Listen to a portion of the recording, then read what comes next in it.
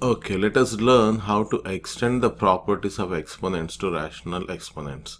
The standard covered in this video is MGSC 9 through 12, R and Rn2, rewrite expressions involving radicals and rational exponents using properties of exponents.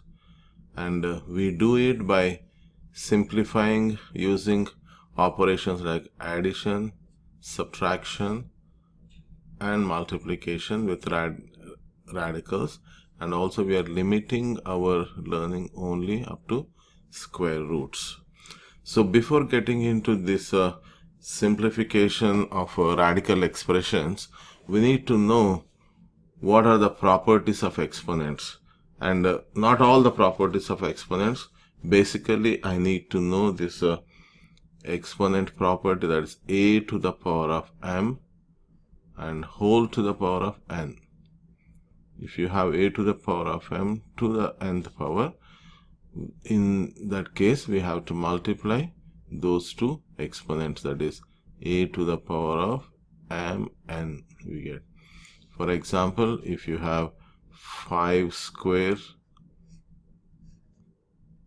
whole cube, what is the result? It will be 5 to the 2 times 3, which is 6. The same way, let me take a variable x to the 5th power and whole to the 4th power. That should give us x to the power of 5 times 4, that is 20. This is one thing I need to know. Sometimes we also use, later on you will use a to the power of m times a to the power of n will be equal to a to the power of m plus n. In this case, the bases are equal. So in this multiplication of two numbers which are in exponential form, if the bases are equal, I add those exponents. Let us take example 3 square times 3 to the 5th power. That gives me 3 to the 2 plus 5, which is 3 to the 7th power. Okay.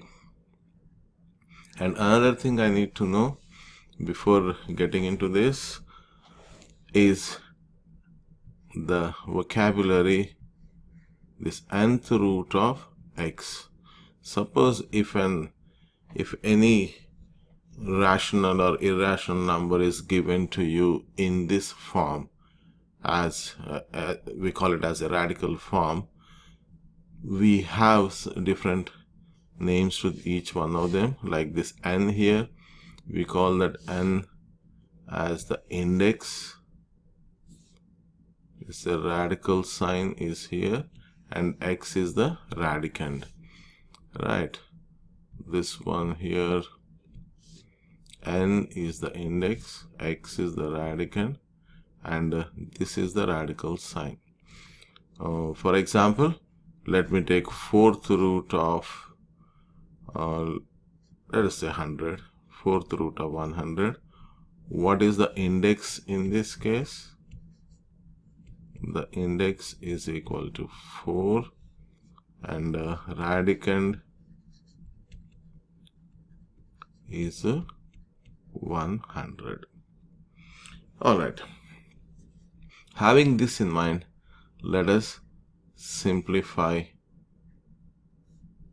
some expressions. The basic one, let me take, what is the square root of 9? And we all know very well that square root of 9 is equal to 3. How do you know that square root of 9 is equal to 3? Because 9 is 3 square. 3 times 3 is 9. So square root of 9 is 3, we say. In fact, what is happening inside is this radical sign, that is the square root. So by default, when there is no index over here, whenever there is an index missing, it is 2. So square root of 9 is the index over here is 2. So this index 2 tells me that whatever number I have here, whatever you have here I got 3 square. 3 square,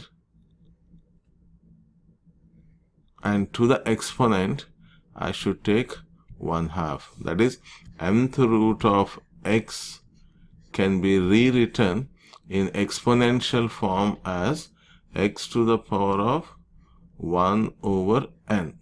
Nth root means this is the thing. Okay, so square root of 3 square is nothing but 3 square whole to the power of 1/2. Now, using these properties of exponents, the first property, a to the power of m to the nth power, I have a to the mn. So this becomes 2 times half. What is 2 halves? Which is nothing but 1. So 3 to the first power, or just 3 by itself. That is how you have this square root of 9 is equal to 3. So we don't do all this. Instead we can just write square root of 9 equal to 3, because 3 times 3 is 9. Okay, so let me take one more example. Let me take square root of 64, let us say. What is the square root of 64? We all know that 8 times 8 is 64. So square root of 64 is 8. So one way of writing this is 8 square whole to the power of 1/2, which gives us 8. Or I can write this as 64, break it down into factors. 2 can divide 64 32 times, 2 divides 32 16 times, 2 can divide 16 8 times. Further, 2 goes in this, 8 4 times, again 2 will go there in 2 times. So altogether I have 1 2 3 4 5 6 2's are here in this. So we write this 64 as 2 times 2 times 2 times 2 times 2 times 2. I got 6 2's, right? So then each pair like this, while we are doing 1/2, we are taking one pair in fact. So this 2 times 2 is 4, and square root of 4 you can write 2, and this 2 times 2 is 4. That comes out, it will be 2, like same square root. The process is just the same, and that will be 2. Some students, they prefer to write this as 4 times 4 times 4, then square root of 4 is 2, 2 and 2. So 2 times 2 times 2 further gives us 8. So likewise we can use any method, or directly, as we know that 64 is 8 times 8, so we tend to write 8 as the answer. But the background thing is, this is what happens. Square root of 64, that is, it is written in exponential form, and we use that properties of exponents. Further, like I said here, this is 2 is multiplied 6 times. So let me show you this piece again. Square root of 2 to the power of 6, which is equal to 2 to the power of 6 to the 1/2. This radical sign changed to exponent 1/2. So that gives you 2 to the power 6 times 1/2, or half of 6, that is 3, which is 2 cube. 2 multiplied 3 times gives us 8. So the process is once again just the same. Now what if you have to find the square root of 32? 32 is not a perfect square. We know that only 1 square is 1, 2 square 4, 3 square 9, then 4 square 16, 25, 36, etc. So 32 is not coming there. So it is not a perfect square. So it is not a rational number. It is irrational. So Further, I can simplify this 32. You don't have to leave it as 32, but we can simplify. One thing is, because the number is very small, you can directly say that, wow, this 32 is 16 times 2. So let me write 32 as 16 times 2. Okay, so 16 times 2, now it can be rewritten as these two. I'm separating 16 and 2, so I'll write square root of 16 times square root of 2, which is equal to square root of 16, that is 4, and 4 times square root 2. So square root of 32 is an irrational number, but it can be simplified. It can be simplified as 4 root 2. Okay, let's take one more example. Let's find what is square root of 8 plus square root 50. So in this example, we have two irrational numbers, square root of 8 times square root of 50. And both are irrational, so let us do one at a time. We know that 8 is a product of 4 and 2, and 4 is a perfect square, we know. Alright, okay, so that is 4 times 2 is 8 plus 50, you know 25 times 2 is 50. 25 is a perfect square. Alright, 25 times 2.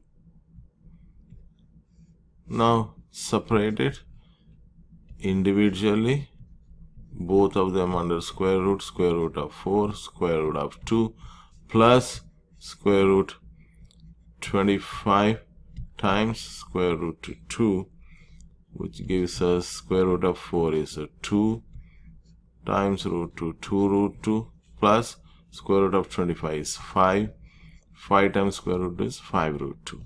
Now both of them have the same number inside the radical. That is, the radicand, they have the same radicand. Therefore, I can add those two. We can add 2 root 2 to 5 root 2. That is, just add the numbers which are beside that, rational numbers 2 and 5. 2 plus 5 gives you 7. So my answer is 7 root 2. So square root of 8 plus square root of 50 is equal to 7 times square root of 2. Alright, now one more example. In this, we have square root of, let me take here 162 plus square root 125. 162, 2 goes in this 81 times. 81 is a perfect square. Oh, I can use those two numbers. 125, you know that 5 quarters is 25. I mean 5 times 25 is 125. Alright, that is square root of 162 is 81 times 2 plus square root of 125 is 25 times 5, then 81, square root of 81. Now I can directly write off 81's square root as 9 root 2 plus 25, square root of 25 is 5 root 5. Okay, what next? Can we go further? Here I am seeing 2 inside the radical sign and there is 5 inside the radical. So because they are not the same, 2 and 5 are different, we cannot go further. So this is the simplest form. Square root of 162 plus square root 125 is 9 root 2 plus 5 root 5. That's all. Thank you.